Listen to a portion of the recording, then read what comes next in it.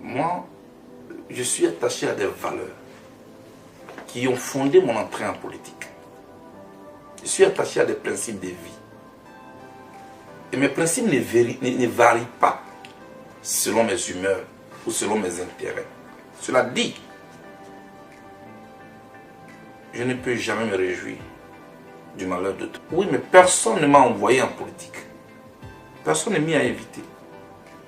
En ayant décidé de faire la politique en Afrique, vu les pratiques en cours que je connaissais déjà, je ne suis pas du tout surpris de ce qui m'arrive.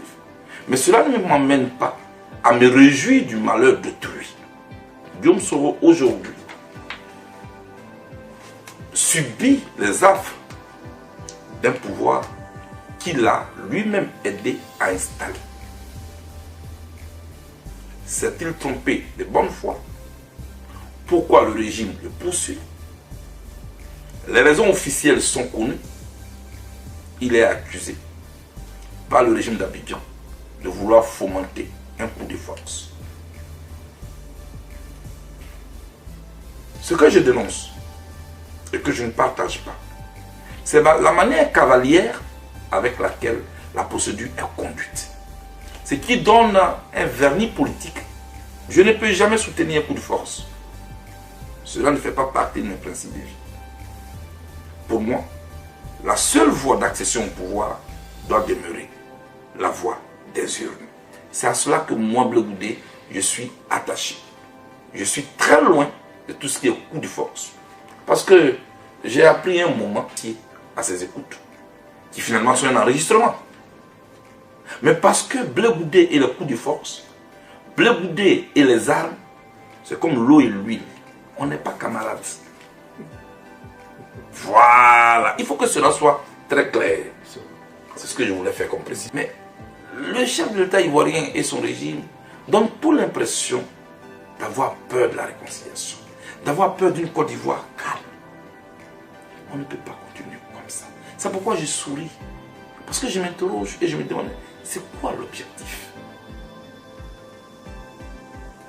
Regardez le timing. À la veille des fêtes de fin d'année, il vient traumatiser mes enfants.